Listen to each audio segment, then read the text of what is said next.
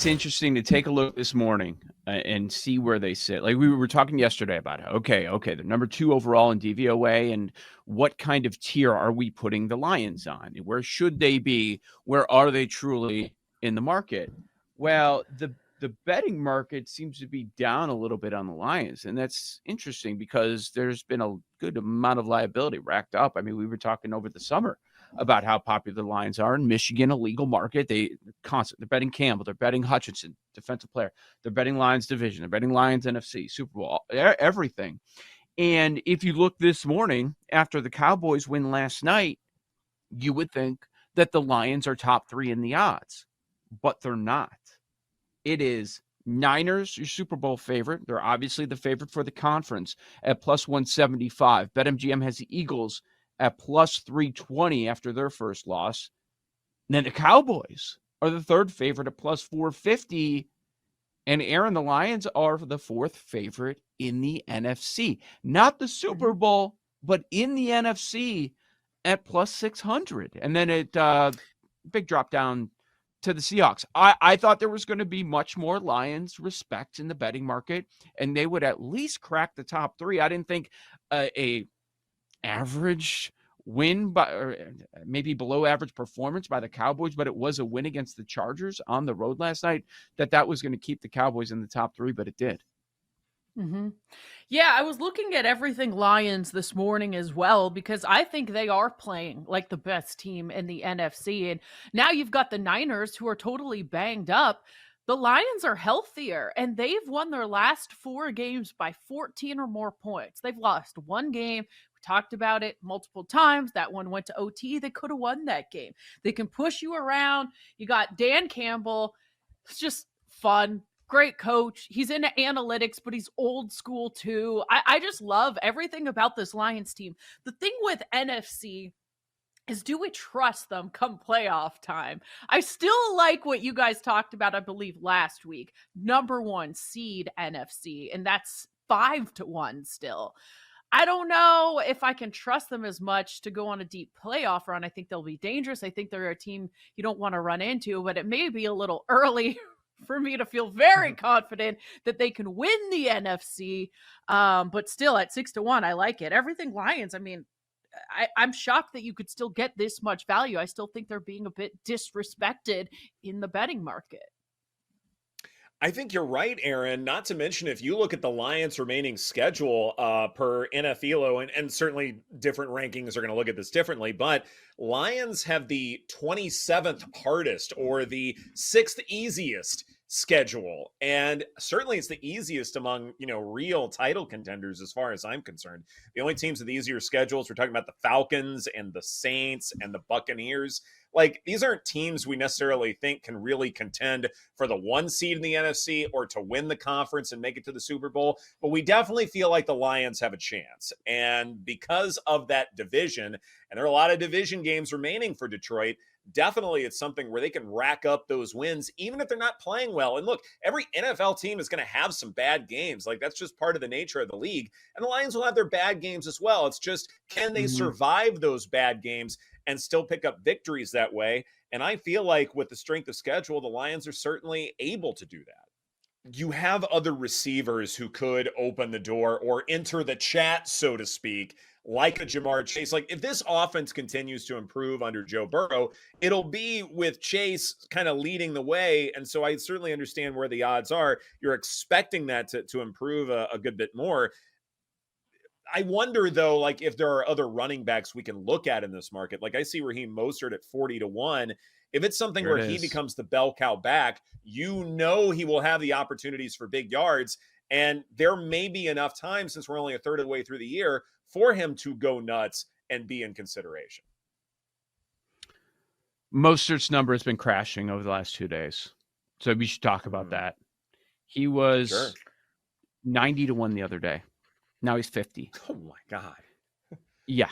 And people are still betting it. So he's a big piece right now of the offense you want a part of. That maybe at the end of the year we're saying has set all sorts of records. So maybe you want, if Tua is not going to be the MVP, you want someone to get some credit, and maybe offensive player of the year is it. Tweet from Ian Hartitz 17 game paces. Tyreek, 119 grabs, 2,306 yards, 17 touchdowns. Okay. That's not bad. Mentioned Tua, over 5,300 yards, 40 touchdowns. Mostert is on pace for 1,626 total yards and 31 touchdowns. When we hate running backs. Exactly. Yeah. I just think with the running back position, we've already seen it this year. Can you stay healthy? I mean, I guess if there's value, it's worth a sprinkle to me, but I'm more interested in a wide receiver for offensive player. Yeah, I get it. But, we can get one of the big three pieces of the best offense in football. Is there still value at 50? Yeah. Just betting into that Dolphins offense just as much as possible. Just get into it when you can, because it doesn't look like it's going to be slowing down anytime soon, Erin. Yep. No, I agree. And it's a great number that also, especially the way Mostert's been playing, it's just going to get shorter. But the likelihood of him staying healthy probably isn't very high. Yeah, I'm going to see if there are any better numbers out there, but it looks like everyone's in that 40 to 50 range now with Mostert. Everybody's betting into that. People are tweeting about it and the touchdown paces and this and that. And I get it. He's going to be the dude over the next month. Mm-hmm. And if the Dolphins keep blowing teams out, that means they're going to be running the ball a good bit more. And it's possible, Hill might have that 150 receiving yard day, but we remember the Mostert runs because he gets so many of them, because the Dolphins are just trying to end the game, control the clock, move on to the next contest. That puts him in a fantastic position. All the great stuff we said about Achane earlier in the year, now we're just replacing the name, but we're not replacing the context. And so in that regard, I would still bet into 40 to 1, 50 to 1 for him to win Offensive Player of the Year. I think that's fine. Why are you so confident in this version of the Wolverines, since they haven't been challenged yet? Well, it's a good point as far as the schedule. I mean, they played a relatively light schedule, but once the schedule's made, you can't control who you play. You can only control how you play. And Michigan the last 3 weeks is looked apart and then some. Struggled to get margin a little bit early in the season, but we're still beating teams 35-7. So I know it wasn't margin to cover huge point spreads, but now they're covering point spreads against Big Ten competition. And to me, the light bulb for me, because I watch a lot of film, I watch 30 games a week, or at least to try to watch the game-by-game replays. There's just something that clicked to me watching that Nebraska game, because to me it looked very similar to what the Georgias and the Alabamas have looked like the last 10, 15 years in college football. Just absolutely everybody in the building knew that Michigan was going to run the football, and they still smashed Nebraska's defensive front, a pretty good Nebraska defensive front. And then what's Michigan done the last 2 weeks? Very similar. We'll see when they play a better opponent. We're not going to see it for a few weeks down the road until they travel to Penn State, but there's just not a lot of weaknesses. Sure, you could say I'd like to see more of an elite wide receiver. I'd like to see a little bit better second cornerback for them, but that's really nitpicking. They're a complete team. They're experienced. I think what makes this year's team a little bit different is some of the experience. Got J.J. McCarthy, his third year in the program. I think you have a little bit more of a chip on the shoulder with Harbaugh. And I think most importantly, the defensive front for Michigan, and I actually watched their spring game, and it popped immediately then, looks like an Alabama or a Georgia or a Clemson when they won their couple titles. That's what it looks like as far as a defensive front. And that's kind of the main separator in college football the last 15 years. Guys, on that defensive front, not everybody can recruit like that. Not everybody can have multiple 300-pounders in the middle. And Michigan has not only the big guys in the middle, but also elite pass rushers. That's what makes the Wolverines number one in my power ratings. I've been doing this a decade. I've only had 5 programs number one in my power ratings until Michigan.